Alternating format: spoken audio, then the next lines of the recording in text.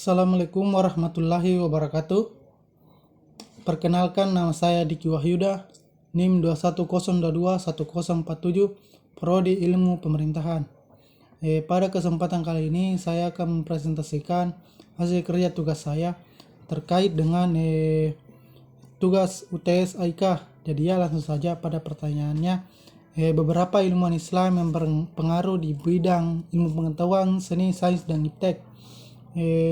Ilmuwan Islam di bidang ilmu pengetahuan yaitu Ibnu Sina. Dia adalah seorang polimatik di mana ia menguasai ilmu fisika, astronomi, filsafat, dan beberapa lainnya. Ia sendiri paling terkenal dalam dunia medis dengan sebutan Bapak Medis Modern. Ilmuwan selanjutnya yaitu ilmuwan Islam di bidang seni, yaitu Ibn al-Bawat atau yaitu Abu al-Hasan Ali bin Hilal, atau yang lebih dikenal dengan nama Ibn al-Bawat, adalah seorang tokoh seni dalam Islam, khususnya pada bidang penulisan kaligrafi. Ia merupakan pemerkasa dari kaligrafi Muhakkak dan Raihani. Selanjutnya ilmuwan Islam di bidang sains yaitu Jabir Ibnu Hayyan atau Gilbert. Gilbert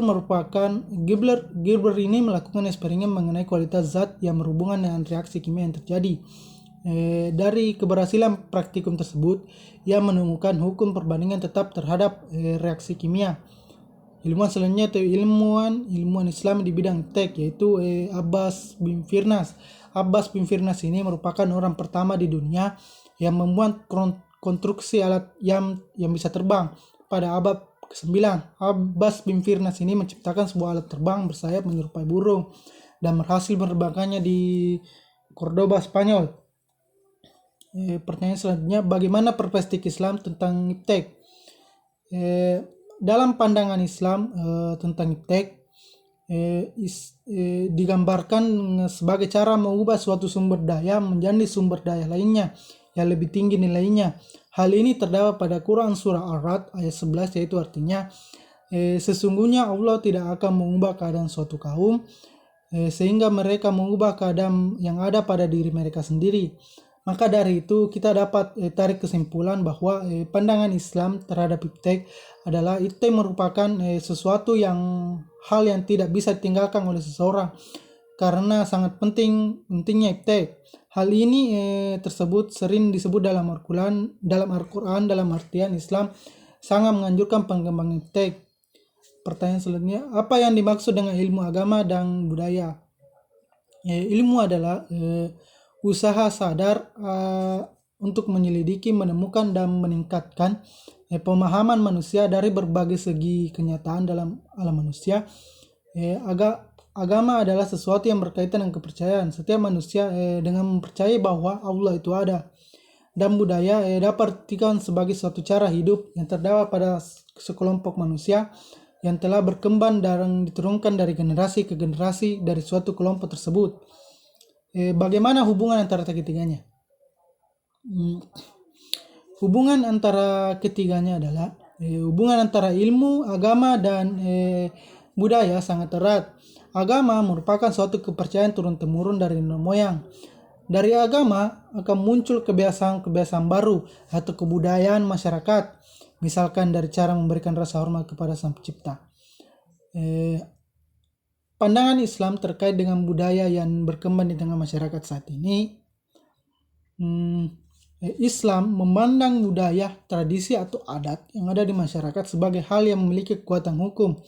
Seperti dalam salah satu kaidah fikih yang sering digunakan dalam menjawab berbagai pertanyaan mengenai hukum adat, yaitu al-adah al-muhakkamah. Jelaskan secara eksplisit bagaimana integritas ajaran Islam dalam ilmu pengetahuan. Ilmu pengetahuan dalam Islam dipandang sebagai kebutuhan manusia dalam mencapai kesejahteraan hidup di dunia ini dan memberi kemudahan dalam mengenal Tuhan. Oleh karena itu, Islam memandang bahwa ilmu pengetahuan merupakan bagian dari pelaksanaan kewajiban manusia sebagai makhluk Allah Subhanahu wa Ta'ala yang berakal. Jelaskan apa yang dimaksud dengan slogan ilmu untuk ilmu. Maksud dari slogan dari ilmu untuk ilmu ini, ilmu adalah untuk kebaikan hidup manusia. Dalam istilah Islam, ilmu harus mendorong kepada terwujudnya perbuatan baik, amal salihah, yaitu baik terhadap Tuhan, kepada sesama manusia, dan kepada alam lingkungan. Inilah yang dapat di istilah lain disebut ilmu bermanfaat. Jelaskan akibat yang ditimbulkan dari pemisahan ilmu pengetahuan dan ajaran Islam. Salah satu efek yang ditimbulkan hilangnya peran nilai dalam kehidupan sosial. Peran nilai dari kehidupan sosial dan manusia ini pergeseran pondasi keilmuan yang berkembang. Sekularisme ini sangat menggoda penghayatan hidup manusia dalam aspek keagamaan dan keimanan. Jelaskan perbedaan antara ilmu bebas nilai dan ilmu tidak bebas nilai. Ilmu bebas nilai adalah tuntutan agar ilmu pengetahuan dikembangkan hanya berdasarkan pada ilmu pengetahuan saja dan tidak boleh dikembangkan berdasarkan pertimbangan lain di luar ilmu pengetahuan tersebut. Sedangkan ilmu tidak bebas nilai adalah ilmu yang memandang bahwa ilmu itu selalu terikat dengan nilai dan harus dikembangkan dengan mempertimbangkan aspek nilai. Sebutkan dan jelaskan beberapa akhlak Islam yang sepatutnya diterapkan dalam mengaplikasikan ilmu pengetahuan dan ilmu modern. Al-Qardawi 1989 mengemukakan terkait dengan pentingnya akhlak Islam dalam pengembangan ilmu bahwa akhlak Islam yang harus diperhatikan dalam pengembangan ilmu yaitu rasa tanggung jawab di hadapan Allah, amanat ilmiah, tawadu, izah, mengutamakan dan menerapkan ilmu, menyebarkan ilmu. Apa yang dimaksud dengan ayat qauliyah dan kauniyah?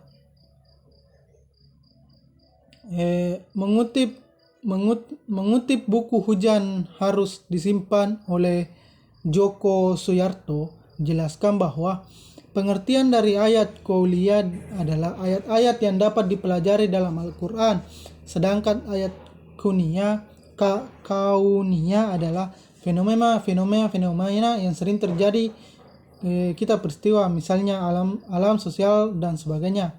Adapun contoh dari ayat qauliyah terdapat pada surah Ar-Ra'd ayat 13, sedangkan contoh ayat kauniyah terdapat pada surah Ar-Rum ayat 20. Jelaskan tujuan penciptaan manusia serta klasifikasi potensi dasar manusia. Tujuan penciptaan manusia yang paling utama adalah untuk beribadah dan bertakwa kepada Allah Subhanahu wa taala. Manusia pada umumnya diciptakan untuk beribadah kepada Allah Subhanahu wa taala. Secara umum, potensi manusia terdiri dari potensi fisik, potensi mental, potensi sosial emosional, potensi mental spiritual, dan potensi ketangguhan.